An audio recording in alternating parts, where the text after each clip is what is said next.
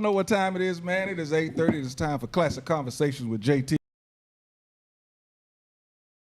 And sit down.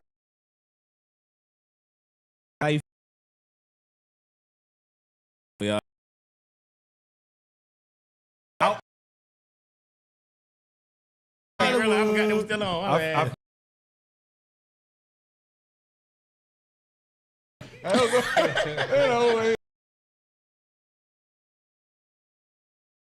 All right, is the man himself, Klassic Konversation.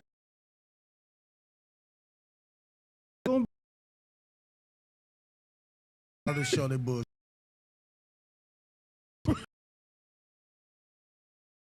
Before. Listen, people.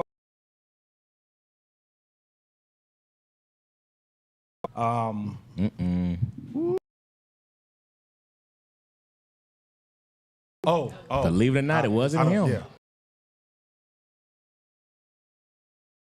He said it is off.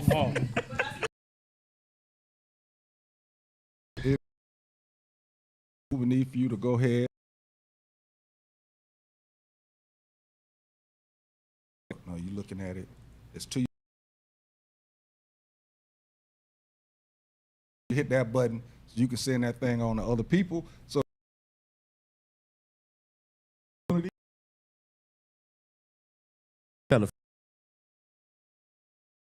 do it.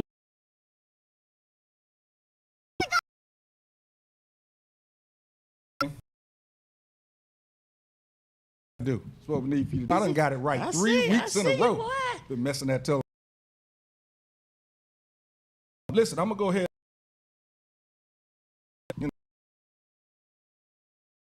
Now 2 hour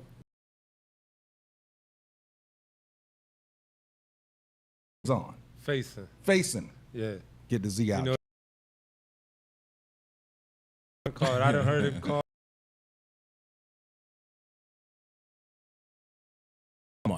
This Messiana College, also been overseas enjoying that little. That was a good month.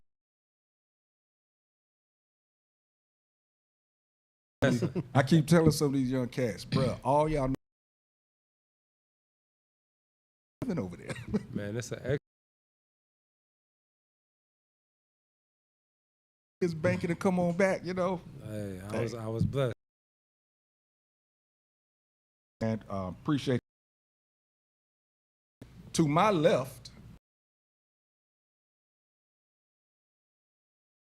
over here, it's the coach. As she is guiding. I wasn't here the last time you was here, but She represented. For today.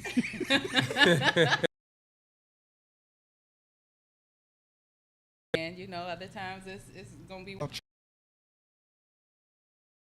It is Major Doe.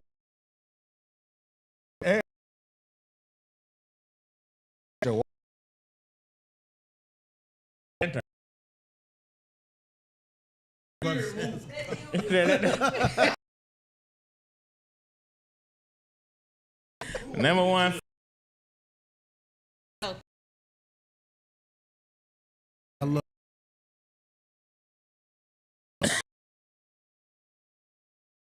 Yeah.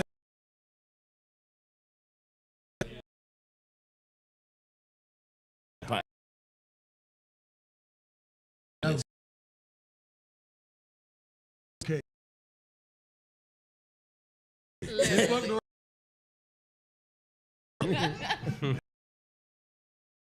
Let's go. He was gone. Matter of fact,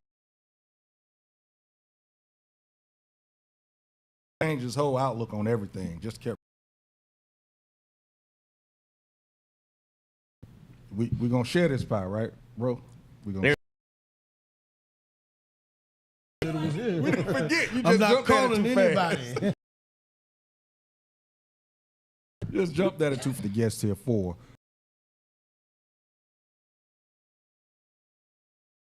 Madison's, you know, up there in Times Square. Oh, no, touch on. Everybody's seen the statue, and when the first thing I always do, I got there. But Significance. I mean, what would the Thickalicious. those, So what's been Thickalicious. what's been a negative? What's been a negative backlash? I think the negative part was, of course, you had your racial jokes in there, but I was disappointed that it represented us, and automatically some people started in on it. And I think that was like we always say, we're our own worst enemy. We can't just be happy that it was a statue, Times Square of us. And you had a lot of blacks just saying that's the wrong person to represent us. We're not all big, and you know, there's a backlash now and everything. The BBW movement is getting attacked a little bit, just like the alphabet. Yeah.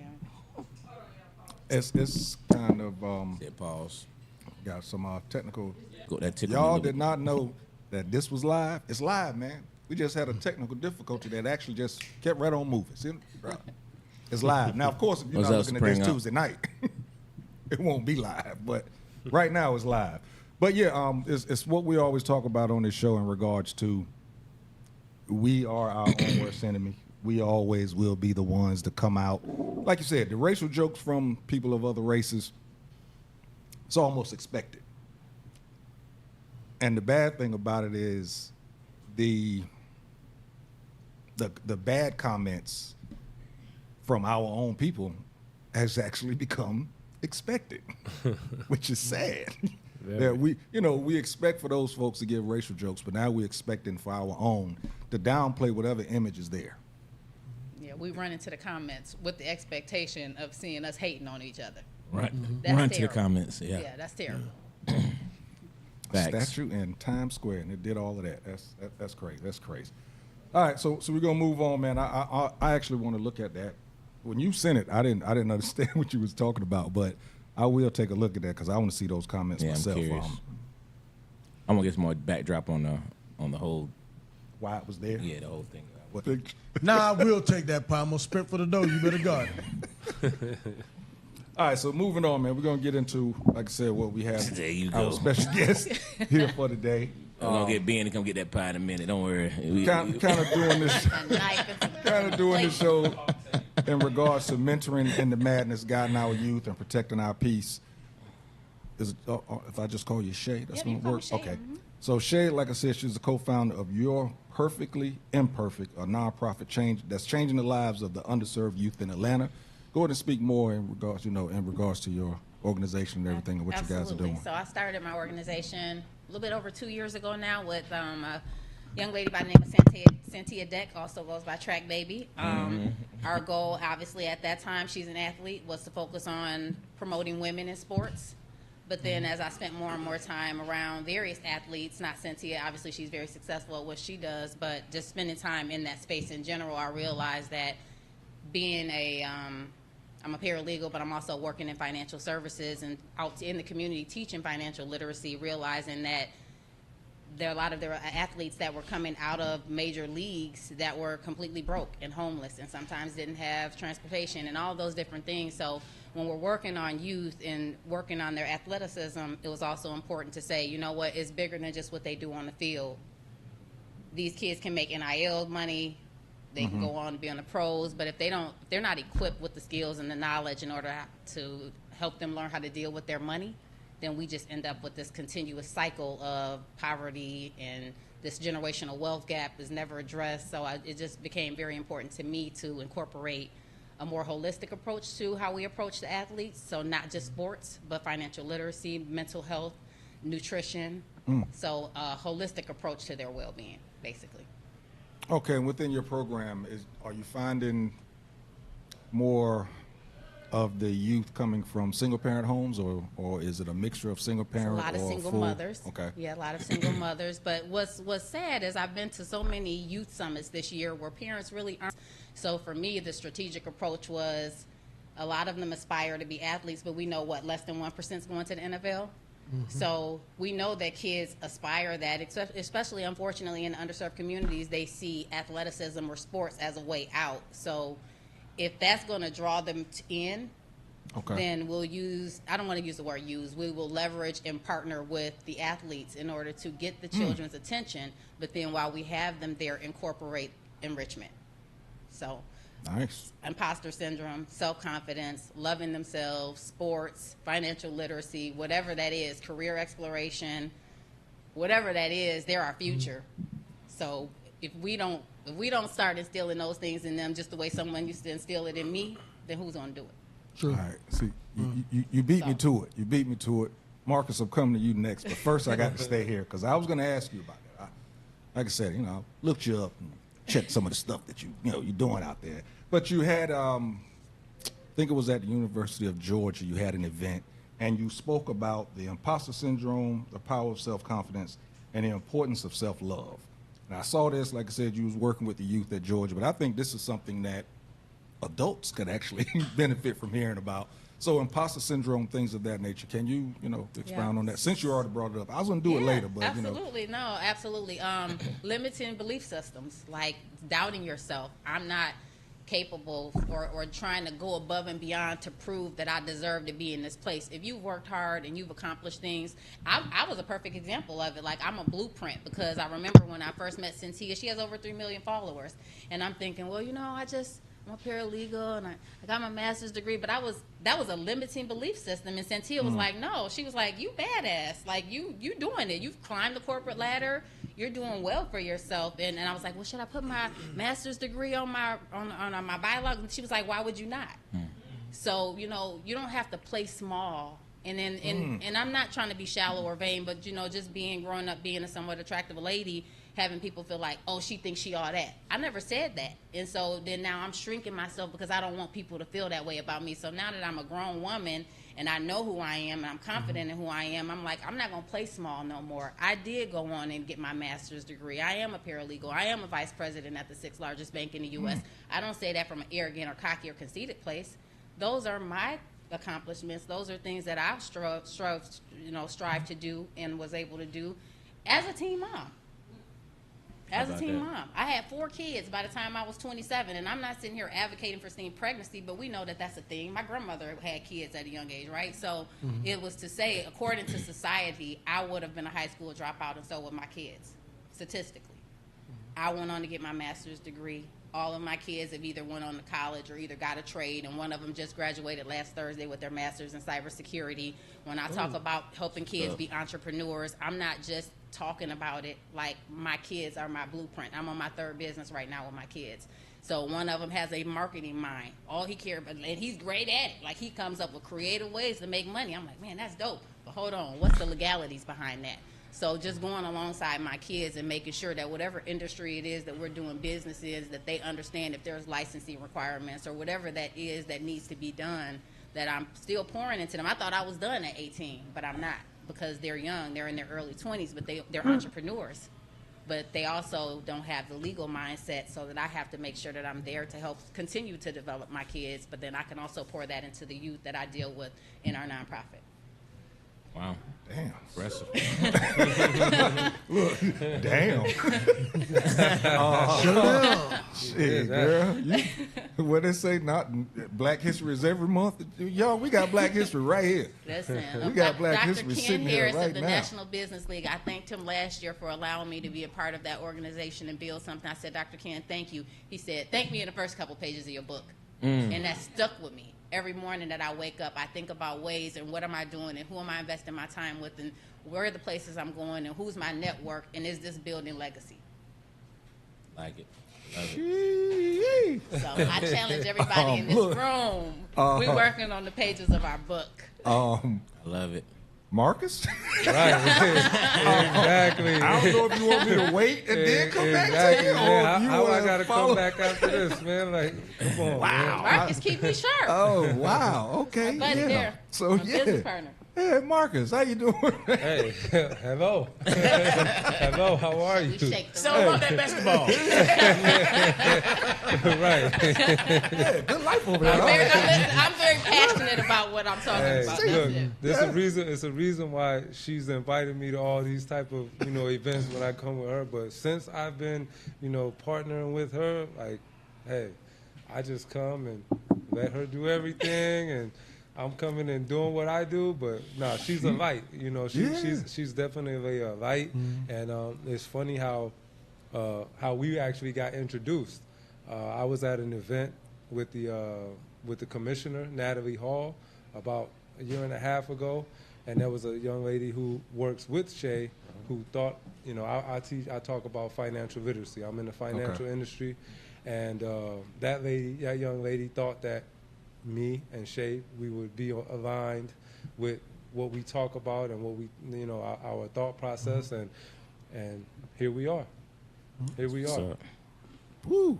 Tangi chimed in too, said she wants to link up with her. Yeah. Tangi was here a couple weeks ago. Yeah. Another powerful sister. So. I love it. Me too. Y'all all right with me.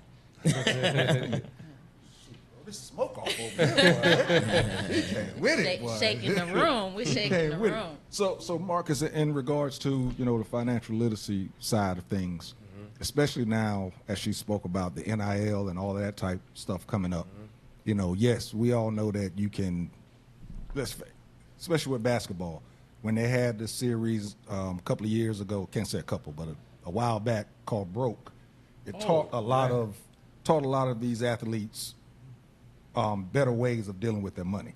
So now it's easier to just hire somebody to do your money. But the problem I think now is still, if you hire somebody and you can't run checks and balances, you can still get cheated out of everything. Absolutely. So in regards to how you're, you know, guiding the youth in regards, because I know you can't give them too much, but what are some of the things that you try and hit on with the youth in regards to financial literacy? That's a good question, because that series, that 30 for 30 Broke, is one of the biggest things that I talk about, especially when I'm talking to the youth about the ones who are athletes, right? Because I talk to youth who are athletes, not athletes. I talk to adults. It's pretty much anyone. But when we talk about the athletes, this is a big, like, it's just mind blowing to see people that made those amounts of money, but then in 5 to 7 years after you retire, be in a situation where you're struggling or doing things that you don't want to do because you didn't get the education. And for me, how I came to the financial industry space, I was just retiring. I had been retired for probably about 2 years, and I came back to the United States, and I ran into a family friend who was already in the financial industry, and he was just, I had come back, I had started a trucking company, and at the same time, I ran into him, and he told me what he was doing in the financial industry, which was just teaching people about how money works.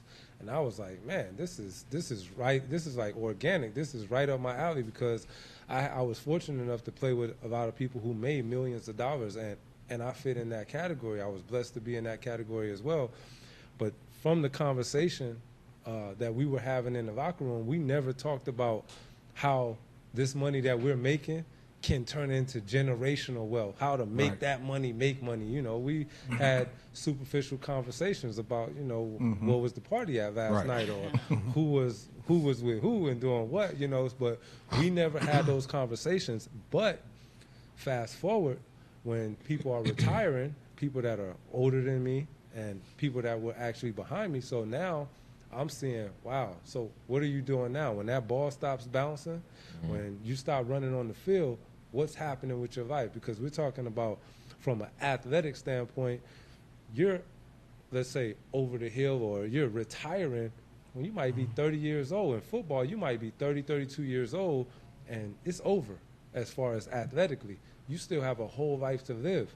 In basketball, you might be able to stretch a little bit longer if you're lucky to maybe 35, and then still, the career is over as far as athletically. So you still have a long life to live. So I talk a lot about now how to make the money while you're making it, while you're making the money, how that money can be working for you at the same time while you're still working and bouncing that ball, dribbling, running the ball, whatever it is. But it also extends outside when you're just talking about a regular 9 to 5 or whatever job that you're bringing in income. Make that income work twice, right? Work more than once. Make your dollar work more than one time with the same dollar. So that's the conversation that we have, and we show people how that can work. And it's something that's not something that we're inventing, something that's brand new. This is things that have been around for centuries, and when we know about it, we can use it. I mean, in our culture, we don't have the conversation about that part. Life insurance. Right. We don't have the conversation Till it's about time to bury generational wealth. RAs. We don't have those conversations. So the more that we can have those conversations, the earlier we can have those conversations. Now we start transcending it and turning it into generational wealth, and that's what with me and Shay, and that's how we kind of aligned. Yeah. Now with the modern day craziness with social media and all of this type of stuff, how does that hinder you or does that help you in regards to your teachings or your mentoring? Go with you. I don't want you to have to follow her again. So Okay. we'll go with you first. Yeah. On the financial side, Right. Is that a hindrance or does that help you? Well, it really, the more that you get it out there, it's a positive, just because you're hearing more about it. Like right now, you hear more about financial literacy, more than you've ever heard, I would say, at any point, right? Right. You hear more about it. Now it comes a point to where you have to qualify your information that you're getting, because it is the internet. That's You the can part. put anything that you want to put on the internet. So now it comes to a situation of qualifying that. So it's a good thing, but if it could be, it's kind of like a two-sided sword, right? So it's good because you're hearing about it, you're talking about it. It's a conversation, not only in the barbershop, but everywhere you go, right? Any company that you go to now, we want to have some sort of financial literacy. Any school you talk about, you want to have some type of financial literacy. So it's a good thing. The more that you can talk about it, it's going to be a good thing. Yeah. Okay, so Shay, in regards to just mentoring, especially mentoring youth, and the way they're always on the phone, and let's face it, a lot of our youth are growing up. They're getting their mentoring or their life's lessons sometimes from, TikTok or Instagram. How does that affect you in regards to trying to teach what you think is the right way or building self-confidence the right way? I think, to Marcus's point, that social media has its extreme advantages, but then because there's so much information out there and everybody pretends to be an expert, you kind of got to know what is a good source of your information. I think, to Marcus's point, that is very important that we continue to push the right messages and get the right information out to communities, but it's also time out for just sharing information. Okay. And being intentional about what we're doing with the information. And so, being that I work for a financial institution, I can't be licensed to sell insurance products and all these different things, but I can align myself with professionals such as Marcus that can write insurance policies, that can talk about different investments in different ways. So, yeah, it's one thing I can show up and teach them, but if I don't put them in the hands of people that they can trust, whether that's an NIL attorney, an accountant, financial professional. So I try to align myself with professionals such as Marcus that can take what I'm teaching to the next level. What age groups are you all focused on? Roughly between 12 and 18. Yeah, but 12 and 18. I won't turn down anyone. If somebody calls and says they have an adult organization that wants the financial literacy, then I will go and do that as well, because everybody needs it. All of us need it, right? So I don't turn down, even though my mission and purpose is youth, because they're our future, but I don't turn down the opportunity. And a lot of times when I'm teaching kids, there's parents and stuff in the room that'll come up to me afterwards and be like, wow, I learned a lot.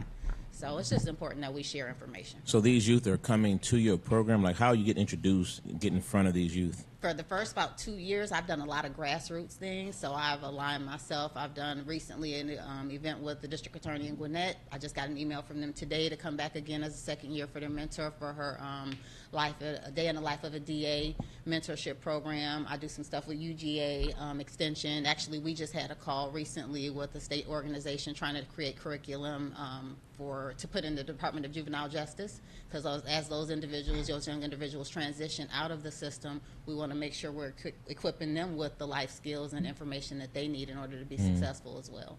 So I do a lot of grassroots work and collaborating with people like Marcus, and then from there it's just really flourished and opened up a lot of opportunities where now people are, instead of me out seeking kids to go to and share this information with, now it's I kind of say the harvest is here now. I planted the seeds. Now people are coming to me and asking for me to come and do things. So as you're reaching out to people, to the youth, right, when you do the grassroots, how have you seen a difference in terms of how they receive it, in terms of reaching out to them versus them coming to you? Like, how is it being received, and do you see a difference in that?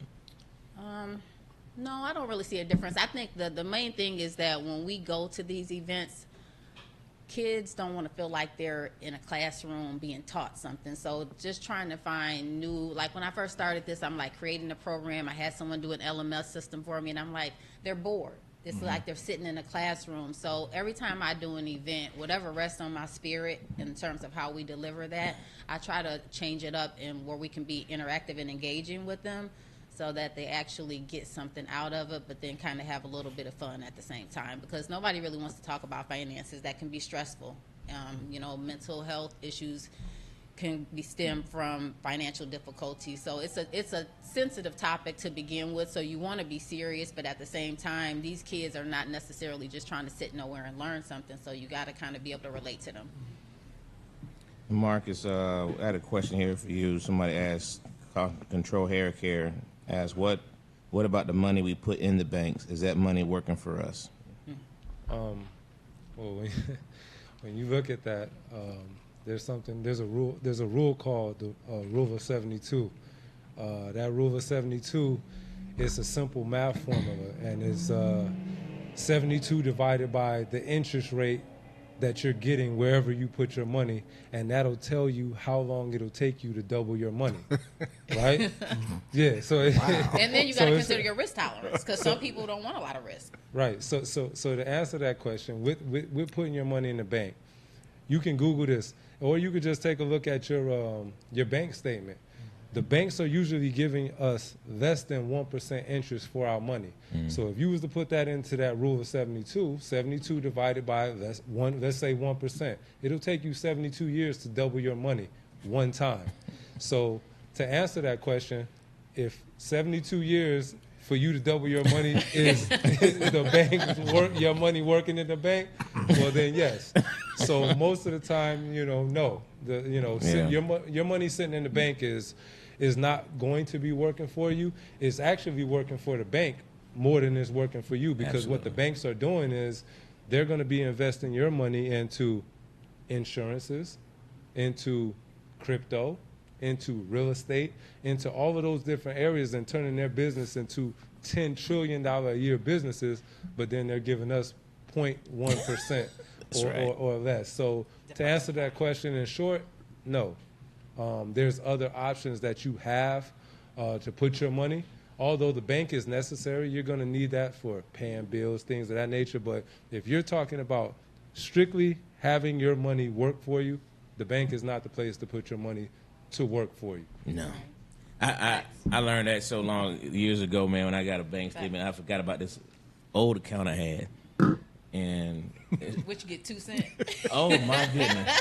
It was a whole 1 cent per year for like 5 years. I was like, how long, man?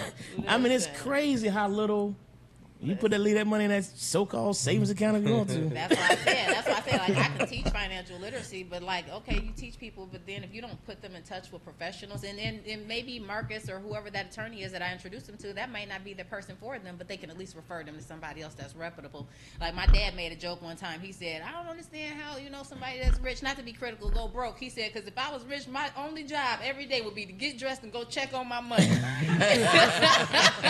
I fell out laughing. But he right. If I was rich, my only job. But if you don't know what to check for, somebody can take advantage of you. So yes, I can come and teach it, and that's very important. But then you also need reputable individuals that you can trust with your money. But then you also better be able to check up in the morning. When I get up, I'm checking on my money. You better know what you're looking at, or somebody can take advantage of you. Facts. All right, listen, people. We're gonna take a break. When we come back, I I wanted to get with you guys and ask you. You said something about the parents being there, but I wanted to ask you about that in regards to dealing with youth. How is it working with the parents type of deal? But we're going to talk about, when does defending your home become major news? We'll be right back. Classic Conversations with JT and Lo. And that's a cop.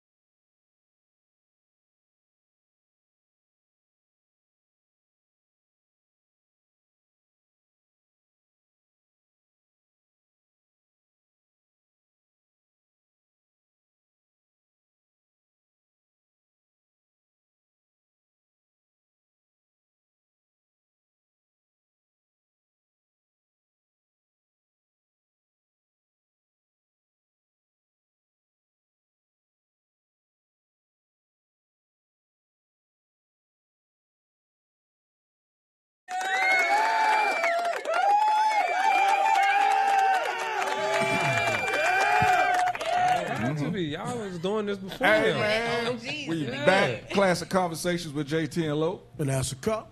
You know what? That's a great point. You're right, man. We have been doing this since all the other people. So since we've been doing this since all the other people, and y'all done followed all these other people and subscribed and got all they little clips and shit popping up in y'all little timeline, you need to handle that. Push the damn button, man. Follow us and make sure that you already following us because you're looking at it. But make sure the other people follow us also. You know what I'm saying? Yo, get to it, man. Get to it. Like I said, I unfriended some people. Yep. Ran into them out in them streets. Like, man, I ain't seen you posting nothing. I said, no, because, bro, you ain't follow me. What you mean? Bro, you ain't subscribed to Classic Conversation. I know you didn't because I looked. You told me that you was going to. They ain't lied to you, did they? Yeah. You know? Yeah. Yeah, you lied to him. I'm how you unfriend them?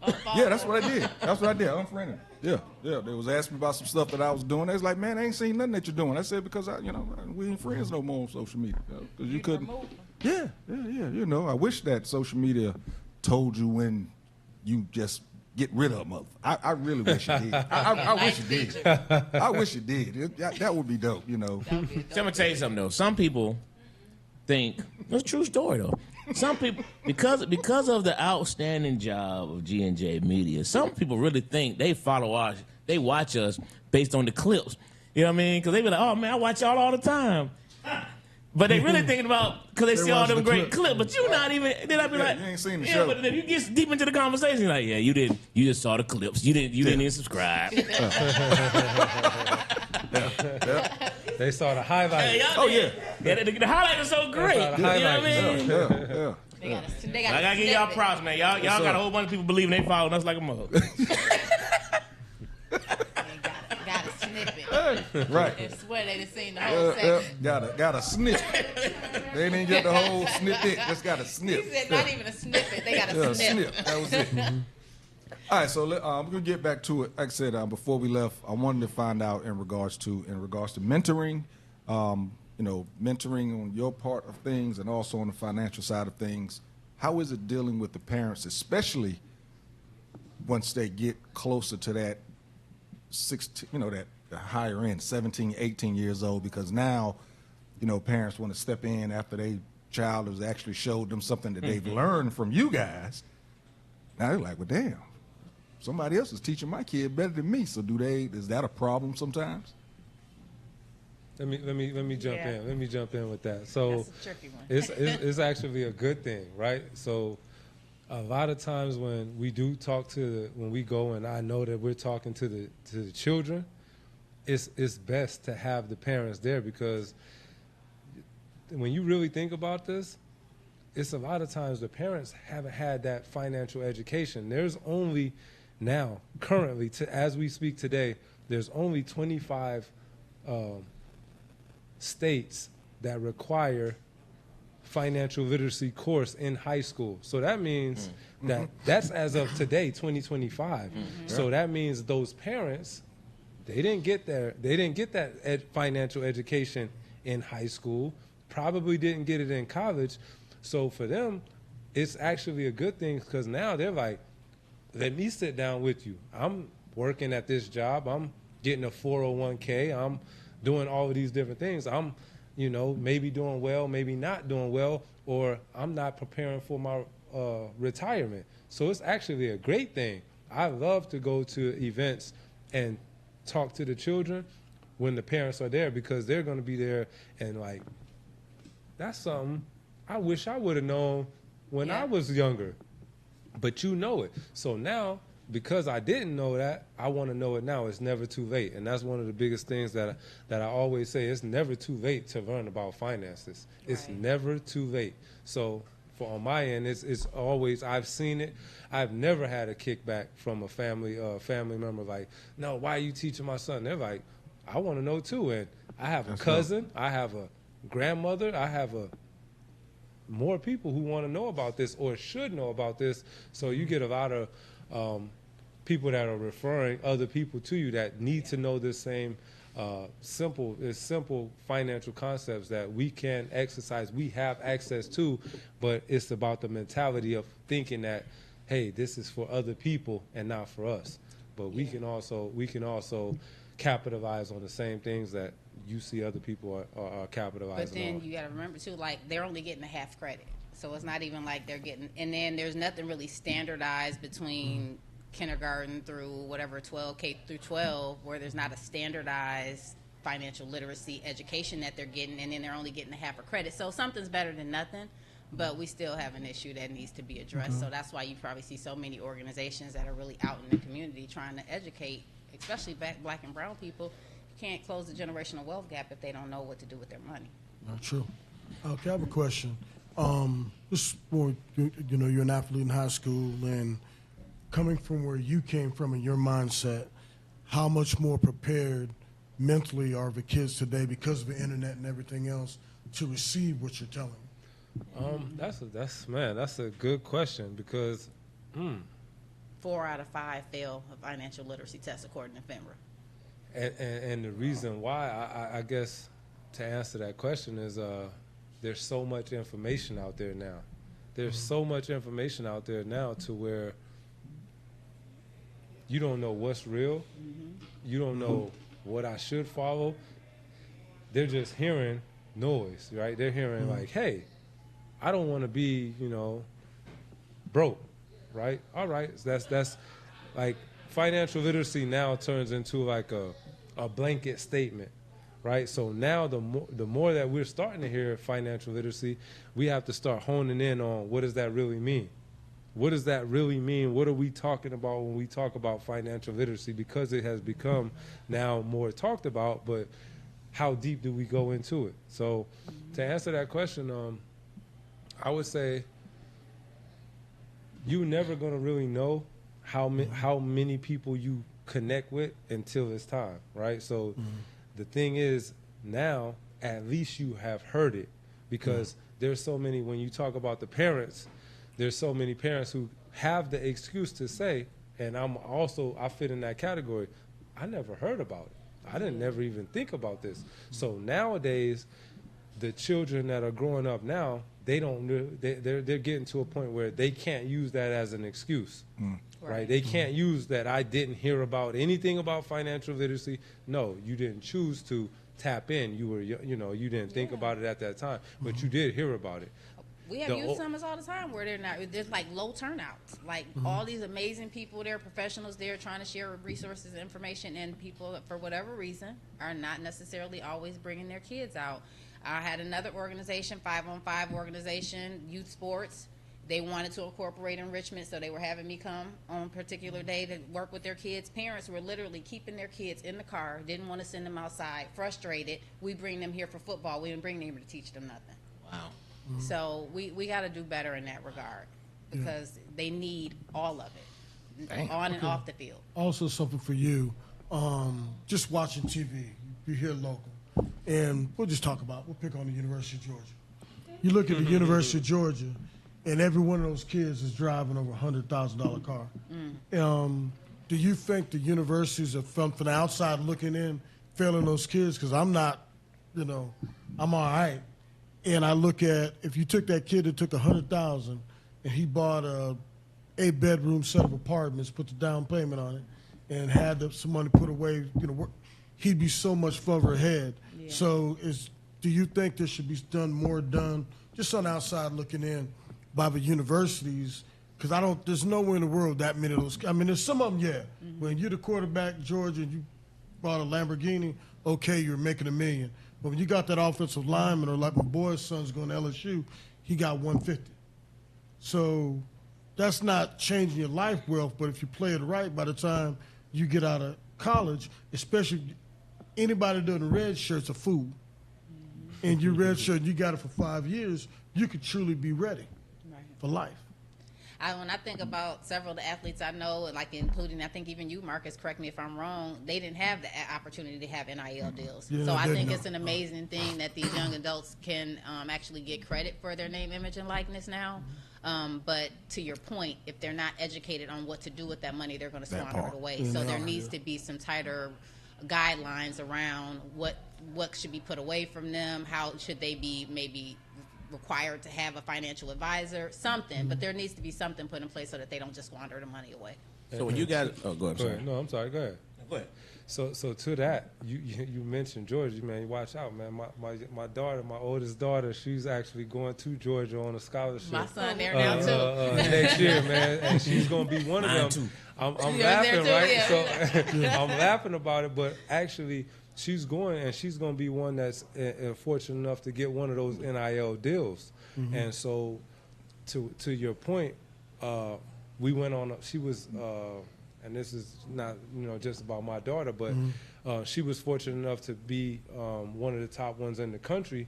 And so we went on a lot of visits to these universities, and that was me being in the financial industry. That was the question I'm asking, because all the schools were offering her an NIL deal.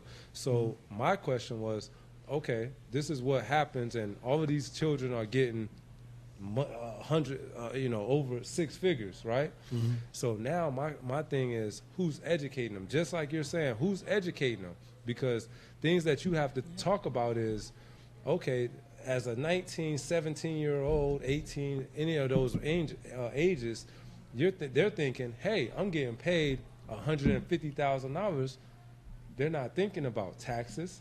They're not thinking about how to turn that money and make that money work, because you're going to be there hopefully for 4 years, maybe 5 years now. You see now people, I'm not in a hurry, though. Even the ones that can go to the pros, they're not in a hurry to go there. Why? Because I can make $500,000 in school and be the star. I know I'm not getting cut. and I know I'm not getting cut. I'm the star. So to that, I've asked different schools, and different schools are starting to implement and they have programs to where people will come in and talk about financial literacy. Colorado. But but to the extent of how deep that they're talking about financial literacy, I'm not sure how far, and that's the question that we need to be asking now, because again, we already know with professional athletes, when they retire, you're talking about 60 to 70% go broke within 5 years after retiring. So now with this NIL deal, it's a great thing. I wish I could have got the NIL deal, but also what we have to think about is how to prepare these children to where they're a step ahead when they graduate, when they leave here, because they've been fortunate enough to get this type of money. So now, what are we doing to help them? That's why I want to start my girls' flag, because I think Georgia is only one of 9 states that sanctions girl flag in the state of Georgia. So I think that that's a huge opportunity in order to create a space where girls have equal opportunities as the guys. Like, it was so disheartening to me, like partnering with some of my guy friends that have 5-on-5 and 7-on-7 teams, and to go to Miami and see these organizations that have 150, 160 youth boys teams out there. But then when I talk to them about their girls flag, and they're like, oh, they didn't have that many tournaments to participate in this year. Why? That's going to the Olympics. Girls flag is going to the Olympics. So it's very important to me to make sure that I carve out a seat at the table so that we can understand what's going on with this movement of girls flag in the state of Georgia.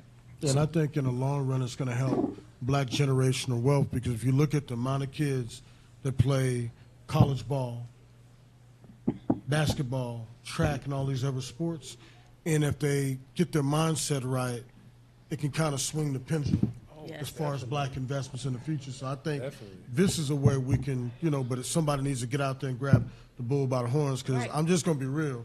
And this is not knocking Georgia, but the number of kids that are getting speeding tickets and $100,000 cars, somebody dropped the ball. Right. Yeah. Somebody, now this quarterback buying a Lamborghini, he's got $1 million, that's all right. But when you're an offensive tackle and you got 150 to come to Georgia, but you're on the end of the bench and you're not going to get off the end of the bench because next year the number 1 player in the country is coming, if that kid sets it right, and like you said, he has 5 times 150, he's good to go. And maybe the last year before he leaves, he transfers to Auburn so he can start, and he might make it to pros, but if he doesn't, he's got 250 for transferring. So if somebody gets in that mindset, I think it can do wonders for the black communities in the future. And avoid all that frivolous spending. So that's another thing we talk to people about is, the 80-20, budgeting rules, frivolous spending. Like, they have to understand that, because that if they make it to the NFL, it's a stepping stone and it's a short career. And that's so what do you do with that money? Exactly. And we've been talking about the children, but I think, I don't know, the people that are watching, they may be thinking like, hey, this is talking to me, because, again, this is not just for children. Right. This is for adults, right? Because financial literacy, as much as we talk about it and much as we are now starting to talk about generational wealth, if the financial literacy is not there, I don't care how much money you make, the money will go. Yep. That's just the bottom line. So understanding how to make the money work for you, how to make the money grow, those type of things, how to protect your assets, all of those type of things are conversations that need to be had from the young age all the way up to people that are 65 and better. And not using insurance as a means to just bury our loved ones, but building wealth through insurance. And I think when I was on here last time, I think you're the one that pointed out that the average dollar stay in the African-American household, what was it, 6 hours? 6 hours. 6 hours. Compared to other nationalities, that was up to like 28 days. Exactly. Yeah, that's real. That's alarming. So, I just want to make sure I understand, how does this program work? Is this with the schools, like how you all presenting this yourselves in the course itself? Like, how does it exactly from start to actually being in front of the students? A lot of it is grassroots. I'll be honest. Like anytime anybody reach out to me and say, "Hey, we're having an event. Would you like to come? Would you like to participate?" Us scheduling our own events, curating events for, like I say, curating events for ourselves. But I'm always open to. So what's the end goal? Like, what is it that you want to kind of push this towards? There's obviously a financial literacy. There's a gap there in terms of education. So making sure that we're spreading education around in terms of financial literacy. And for me personally, one of the pillars of my nonprofit is girls in sports, and ensuring that we sit at the table and create equal opportunities for those girls to have the same opportunities that little boys have in when it comes to football. Okay. And what challenges are you facing with this? We're going to be completely honest? 100%. 100. We're going to be 100. I think for me, what's been a little bit disheartening is being a woman that's entering a male-dominated space. I never try to pretend like I'm an athlete. I'm not an athlete. I don't necessarily know football, but I'm willing to learn. I'm willing to take it serious, to get the training and do whatever I need to do. I'm willing to ensure that I understand whatever safety protocols or whatever that is needs to be in place for those kids. But I also want people to know that on my team, which is going to be, it's called Dominate Her. I've already formed it. DOMIN. The 8 is a infinity symbol, and then her. And it's not necessarily about beating the next girl, but about that individual person being or dominating in her career, in her community, in her choices. Like, it's about loving themselves, endless support, that bond. So that's what I want our infinity symbol to signify. But I also want men to know to please support us. Like one of my friends, I asked him, I said, how come there's not enough support with guys and women in sports? And he said, because y'all not taking it serious. Well, I'm taking it serious.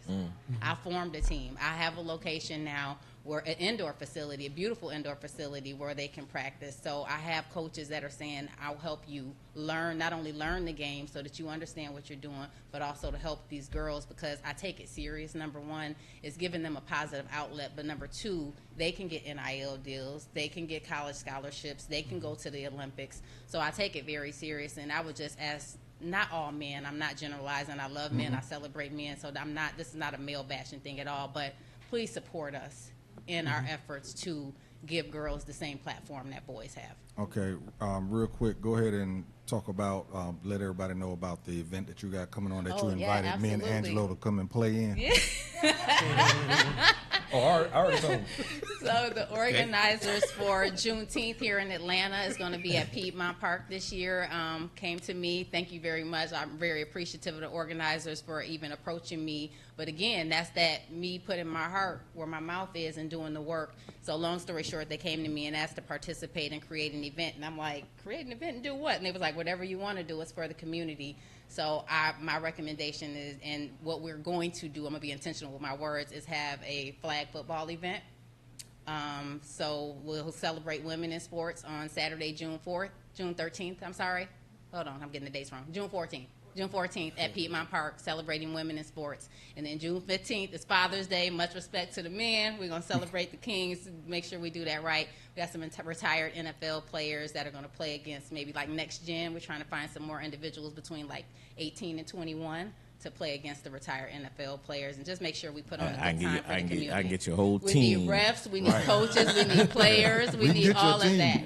Yeah. Come on, we need all of that. I really would appreciate that support, because I think it lays the foundation for us to be able to do that for years to come, and just bring something fun to the community. That's cool. She was like, y'all need to come on out there. I said, hey now. And I got a financial literacy session on the 14th at 2 p.m. So we're going to teach financial literacy out there before we sign off, we'll make sure you give your website and everything, because I know you look for vendors and all that type of stuff. So yeah, we'll do that. Boss lady, you want me to go into Chase Butler, or do you want to go ahead and go to top 5?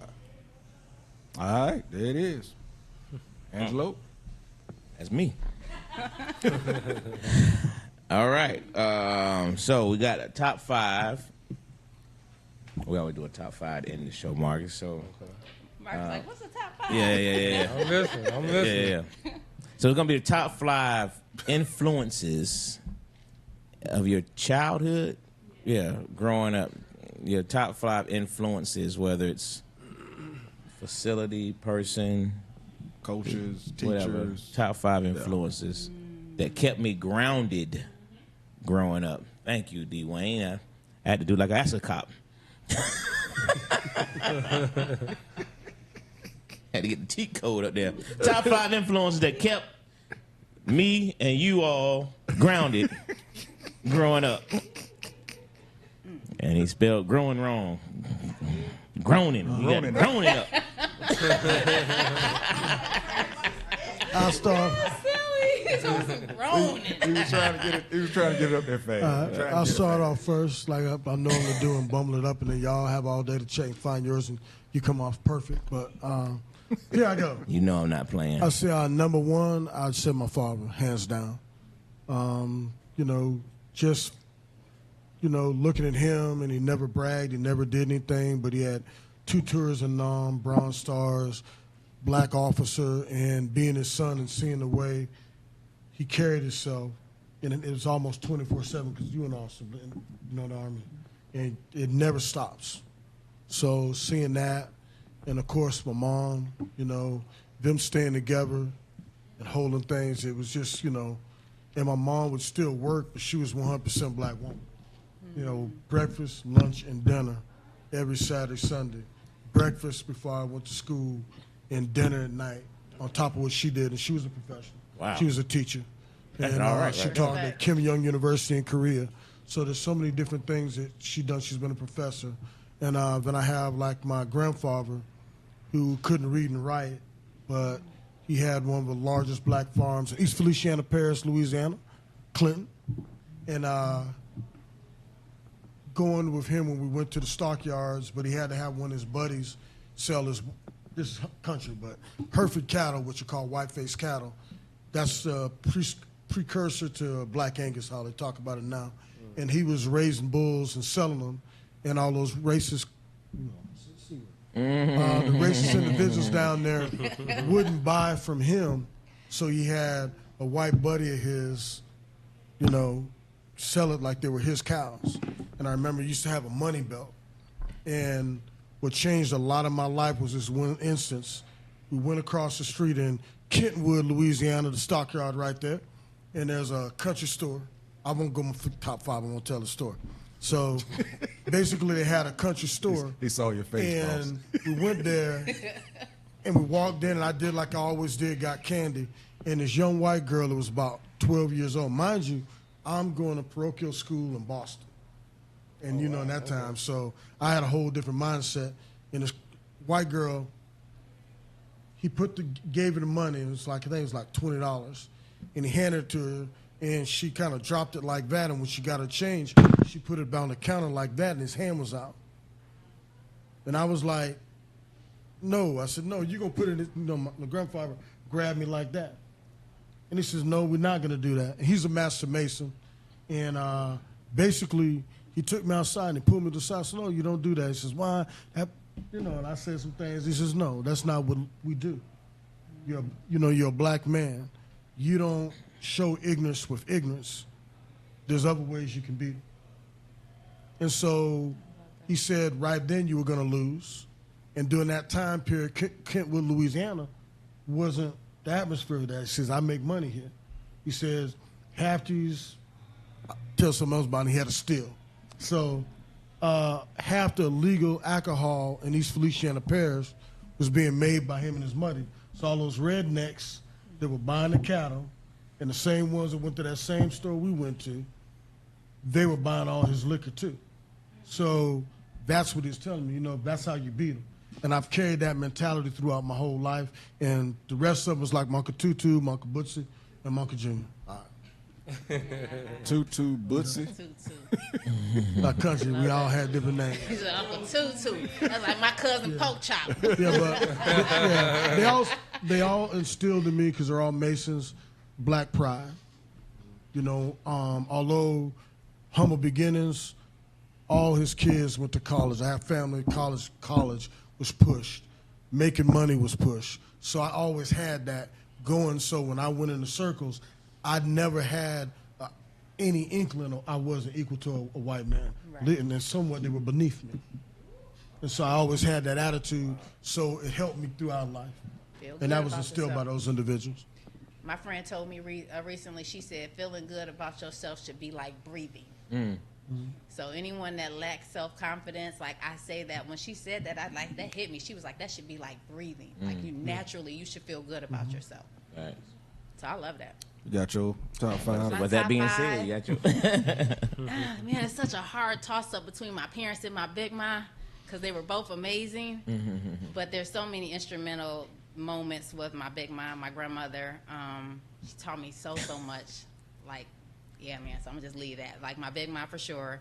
I thank God that I had an amazing dad, that I was a little girl that could sit at the front door and wait on my dad every day. Like, I wouldn't eat dinner or anything. My mom could have laid out everything, and I'm like, I'm waiting on Dad. And my dad always said, if I'm good to my kids, they'll be good to me. So I appreciate my parents, both of them. My mom showing me what a good woman looks like, good wife, and all of that. But there's nothing like a father's love for their child in general. But being a daughter, yeah, I love my dad so much. So I'm a See daddy's that black girl. queen over there? Yeah, I'm a daddy's girl for There sure. you And go. I was blessed with Dads. 4 sons. Yeah, I was blessed with 4 sons. So there's nothing like that relationship. And I thank God that my dad set that bar so high that even in instances where I may not have been in a relationship that wasn't best for me, I always had that bar that my dad set where I'm like, I love you, but this ain't what my this ain't what I saw my dad do. This ain't what a man's supposed to be for me. So I'm good on that. So big respect, much respect to all the fathers out there.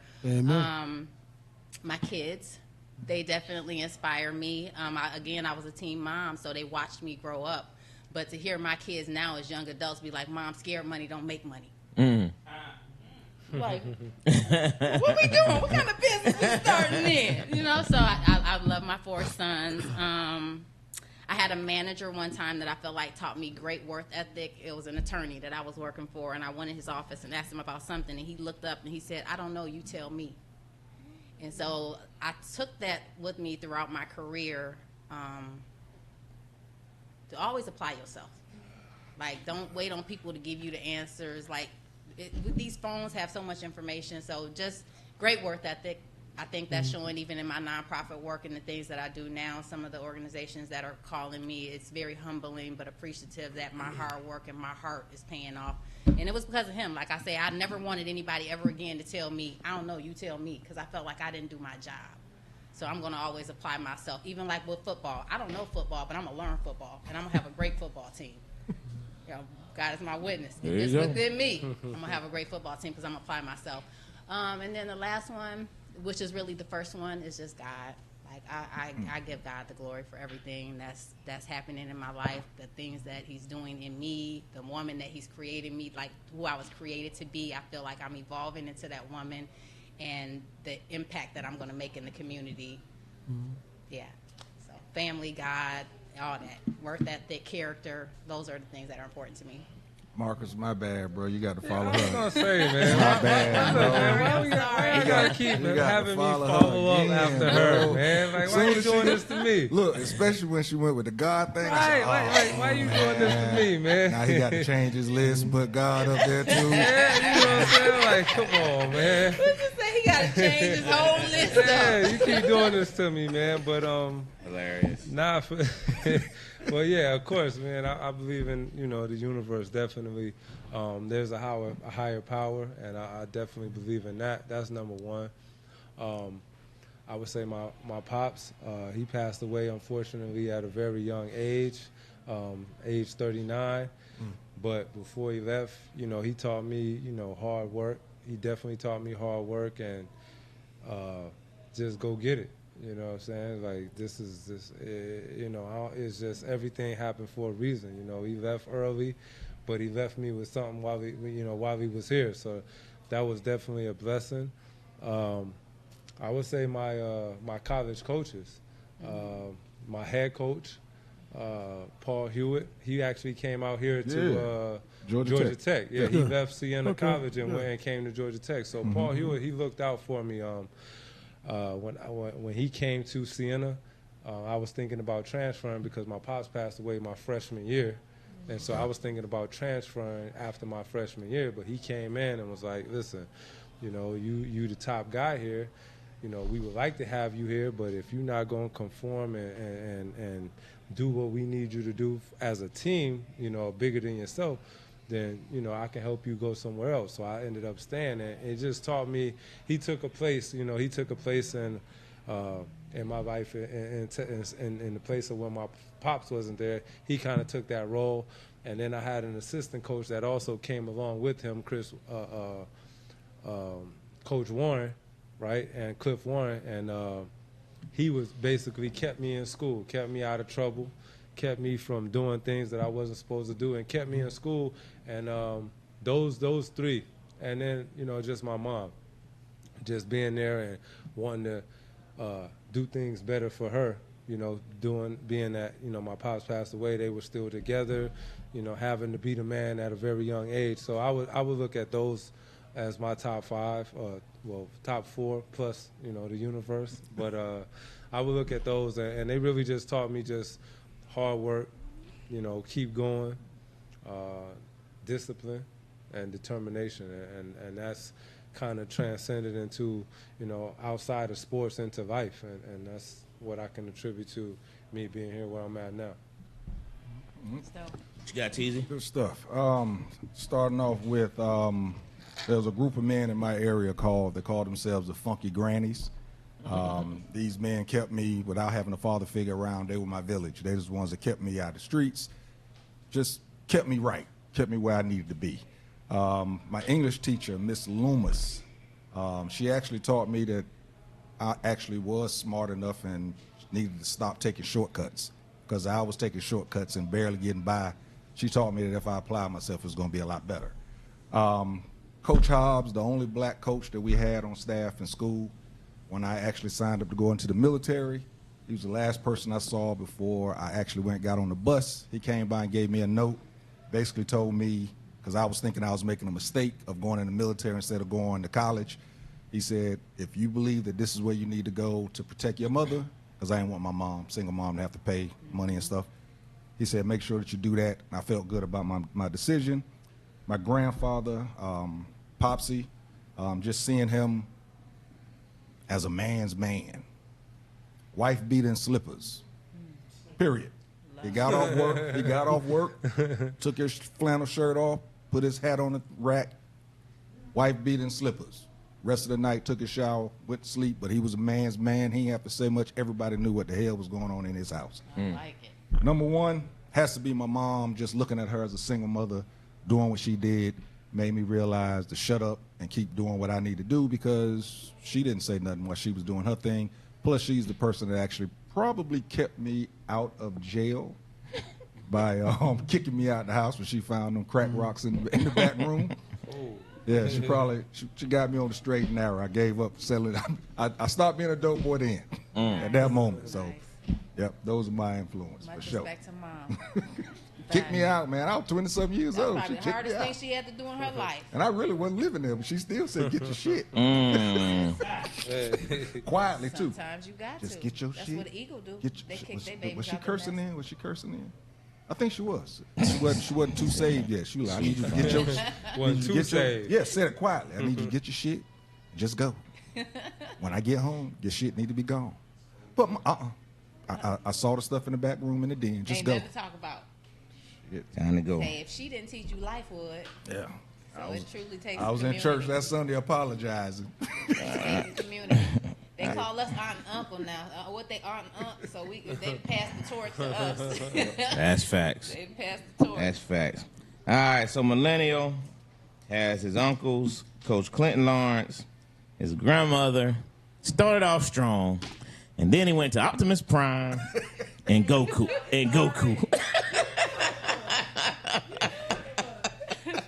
They started off strong. Hey, then he goes Optimus Prime and Optimus Goku. Prime. Gotcha. Hey man, how many times that man failed? 10 times. Optimus Prime lost an arm and got it. All right. My mom has her parents, aunts, cousins, my children that kept me encouraged when I was down. Last but not least, my sibling who were always there in a pinch. Millennial says, ask a cop's uncle sound like the 5 heartbeats.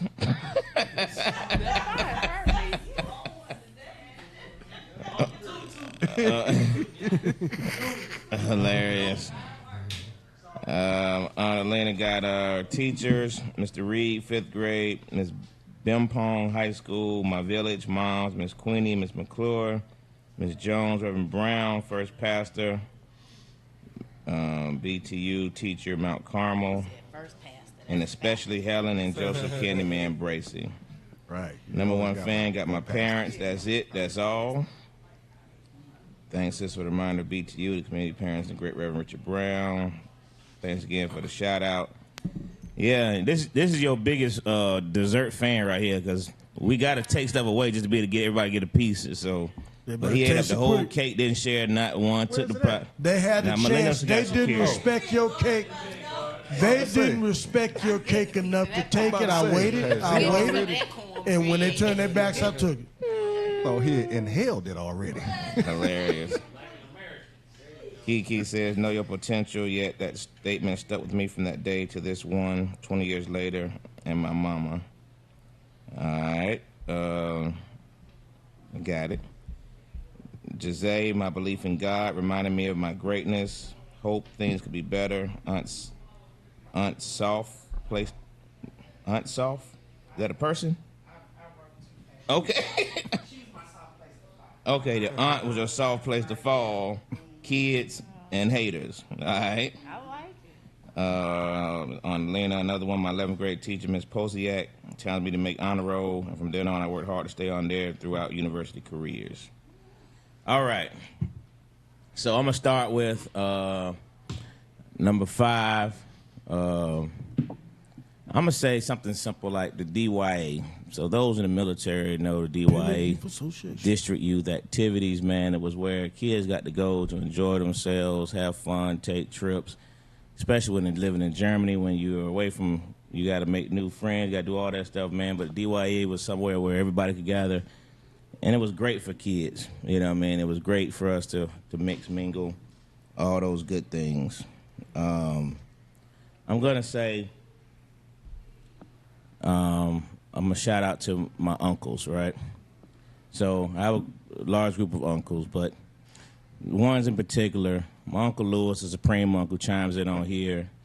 And he's an influence because he's always been that guy that's just been around, you know, throughout your life. You know what I mean? You can go back throughout history. He's always just been around. Even went off to the military when he got married. But he always checked on us. Always made sure we were straight, you know, and he still does that to this day. And I always salute him for that. But I'm going to do a shout out that I probably haven't done publicly before, but I'm going to do it right now to my Uncle Jap, my Aunt Orlena's husband. This man has been around his family. He's been married 50 plus years now. Nice. So he's been around a better part of my life. But I admire him because I've always watched how he took care of his wife and his family. You know, he set an example when you can watch and see how he don't say a lot, you know, but he's always there. He's always doing those extra things for everyone. He steps out for everyone. He did a great job taking care of my grandfather prior to him passing, taking care of my grandparents, period. Just been a great dude. He's a family man. When I say a family man, I watched him over the years and how he treated his wife and his kids and the nurturing, and how he was always there. But he's there for everybody. So shout out to you, Uncle Jap. Respect. I'm going to go with, you know, we got a crew over there. You know, I got a whole aunt crew who, you know, somebody always has to keep their family together. You know what I mean? And that's them. You know, they always rally. No matter what's going on, good, bad, or indifferent, there's always a rallying point, and everybody comes together. And that's because of that bond that they create. And it's because of the next person, you know, the next people. Joseph Bracy and Helen Bracy, my grandparents. Again, you know, when you say where you learn from, again, my grandfather was that guy, again, a family man, took care of his family, you know what I mean, and everybody. If you came to that house, you became part of that family. unless you dropped out of high school, and he was going to let you know, boy, drop back in or get out. I understand. Drop back is the only job is to go to school. I met this family. Education is top. Yeah, he meant that. But yeah, my grandmother and grandfather they meant everything. You know, one of the biggest things I always tell my kids I hated, never got a chance to meet their grandparents because, man, they were super dope people. And I'm going to say this before I get to my number one. I'm going to say an influence for me was my father, right? And I don't want people to take this the wrong way because my father lives with me, all right? But my father wasn't a father back in the day. You know what I mean? He did his own thing, you know, and he'll tell you. There's no secrets. You know what I'm saying? Not like I'm saying something bad that I wouldn't say to him if he was sitting right here. You know what I mean? And he knows it. He's acknowledged it. But because of how he was never part of our lives growing up, really, you know, I was a pretty good athlete. You know what I mean? He saw me play football one time my entire high school career, and I got a scholarship to play football. You know what I mean? You know, something play one time. You know what I mean? Never seen me run track. You know, and I was second fastest person in the state of Georgia 2 years in a row. Wow. Never saw me run. Okay. You know what I mean? So, you know, but his non-participation in my life always made me say, this is what I would never be with mine. You know what I mean? You know, that influence of, I would never do that. I'm there for mine. When people say, man, how do you do this? How do you always there for your... Hey, man, I never was able to look in the stand and see mine. You know what I mean? But when mine look back, I'm right there. You know what I mean? I'm talking about, I don't care what they're doing, what they're participating, it doesn't matter. You know what I mean? My sons graduated, one is still in college, and Joker play kickball on rec time. Man, we go to the kickball game. It's just recreation. I'm going to see about mine. Everything. You know what I mean? It don't matter what they doing. I'm going to see about mine. So I just say that influence, although I took the negative and made it positive. That's what's up. And that's how I see that. It's and number one, it's crazy how that works. It's crazy how it works. And there's no secrets of who number one is. Oh, y'all know I love my mama. Y'all know how I love my mama. You know what I mean? He said that with his chest out. With my chest out. You know, because again, I just told you about how my dad wasn't there. So that means my mom raised 3 boys. And then my sister came, you know, she's 14 years my junior. But she raised 3 boys, you know, for the better part before my sister was here. And, you know, when we was in Germany and Texas, traveled with my mom, she joined the Army to get away from that life. And she came back and got her boys. And she took care of us, you know. We didn't know we were broke. Right. You know what I mean? We didn't know we didn't have those things. And then when we wanted to do something, it wasn't no, you know what I mean? We used to go on those same DYA trips that cost money. We didn't know how she got the money. We just asked for it. She sent us on the trips. You know what I mean? But, you know, we learned, you know, and she started she was cleaning houses over there in Germany. She's in the military, in the Army full time. And on off time, her and this lady named Miss Snodgrass around there, because you know how the military quarters, you got to, I don't know if you're in the military, them quarters got to be spick and span. And so a lot of soldiers would just pay people to do it because it was just, because you'll feel that inspection, you mess around, don't get to leave. Mm-hmm. So she's around there cleaning up these quarters, man, and just to make sure that we had. And I salute her forever for that. You know what I mean? The sacrifice she's made for us can never be replaced. You know what I mean? So, like, when we go on our trips now, everybody like, man, you took your mama to Germany? What? You took your mama to Greece? You took your mama to Japan? Yup. Yup. Indeed. Yep. And we rolling out, she rolling out. It ain't no questions asked. Shit, we rolling, she rolling. And that's the way it is. So, salute, my dudes. Amen. That's it. Website? Or where they can follow you at? Yep. IG love_Shay Stanley. Website www.dominateher.com. DOMIN8her.com. And they can reach you there if they want to help in regards to your event, Absolutely. vendors, yeah, my phone everything. number too. If you want to be a part of Juneteenth, playing football, financial literacy, 678-665-0410. Listen, phone number, internet, all of that. Come out, let's make an impact in the community. Get Iceman Tony down there for you. Go on, give your IG, bro. Not me. IG is MVF, the number 2, MVP, and anybody looking to sit down, have a financial review, talk about finances, things that you can do to enhance what you have going on, improve the things that you have going on. Looking at retirement, we're talking about just building generational wealth, making your money work for you. Just reach out to me. You can hit me with a DM. We do all of this stuff complimentary because we want to get this financial literacy out there to the masses, and we don't want to have finances being a constraint on why you can't learn how to do better with your money. So reach out to me if you want a free or a complimentary financial review. Usually takes 30 minutes. We hop on a Zoom call, go over some financial concepts, see what you got going on, and then we can ask what your financial goals are, where you're at currently, and where you're looking to go. And then we have a team of financial professionals that can come up with recommendations and strategies to get you moving to where you want to go financially. Appreciate you guys coming in. Boss Lady's been telling us to wrap it up, so I'm going to wrap it up for us three. Ask the Cop is telling you right now, if you get stopped, you don't agree with what's going on, ask for a sergeant. Angelo is telling you that Uptown Comedy Club is open this weekend. Come through. It's not going to be raining. Comedian Doodoo Brown this weekend. I'm going to be on some television show, got some plays coming up and all that good stuff.